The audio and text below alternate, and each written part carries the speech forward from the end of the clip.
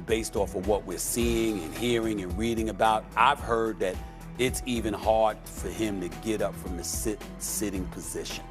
You can't play 50, 60, 70 games a year in the postseason. Lonzo Ball of the Chicago Bulls has had a rough couple of years or so with a debilitating knee injury that has kept him on the sidelines indefinitely.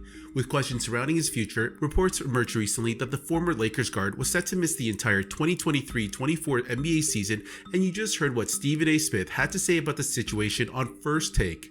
Hence, Lonzo got on social media and responded back to him with a video post showing him getting up and down from his bad knee. Anyways, this is when things took a turn, as after Lonzo's response, Stephen A. on First Take Wednesday morning decided to clap back at the guard. Smith slammed Lonzo for showing a video of him on his bad knee, claiming it didn't prove a damn thing whether or not he could actually play a full NBA game. You really gonna sit poolside on the bench and think because you getting up and sitting down that makes you healthy? Does that have anything to do with running up and down a damn court for 30, 35 minutes a night? Come on, bro. Come on now. So that's all I'm gonna say. You know, I'm like, really? And then you got these idiotic trolls all over social media, and of course, you know, these websites, the Bleacher Report and others. Oh, he really tore into Stephen A. Don't you have the stats?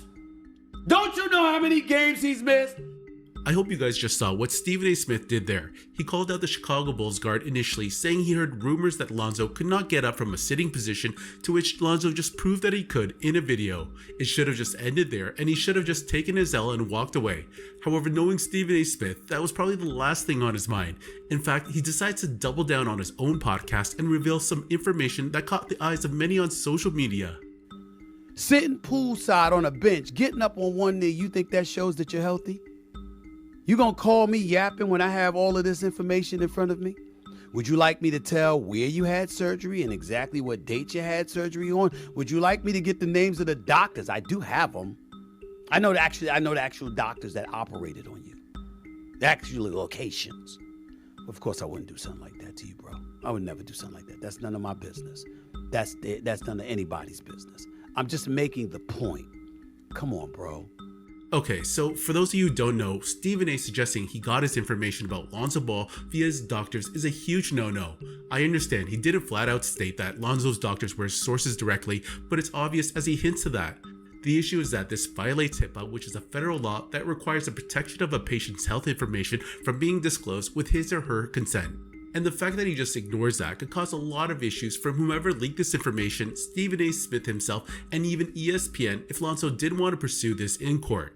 I don't know if this was just a moment in lapse of judgment, because being a former beat writer and in the media for several years, Stephen A. Smith definitely knows what HIPAA is.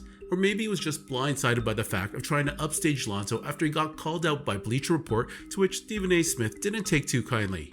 That said, Smith has to watch what he says. He's implying a lot of stuff there that can potentially get him in a lot of hot water with his employer. It was only a couple days ago where a similar incident like this occurred with Stephon Diggs, where Stephen A. claimed from his sources that he heard that the receiver wanted out of Buffalo. Diggs then later clapped back on Twitter, saying that this was untrue and questioned his sources. I don't know who's telling the truth and who's not, but this is still not a good look for Stephen A. Smith.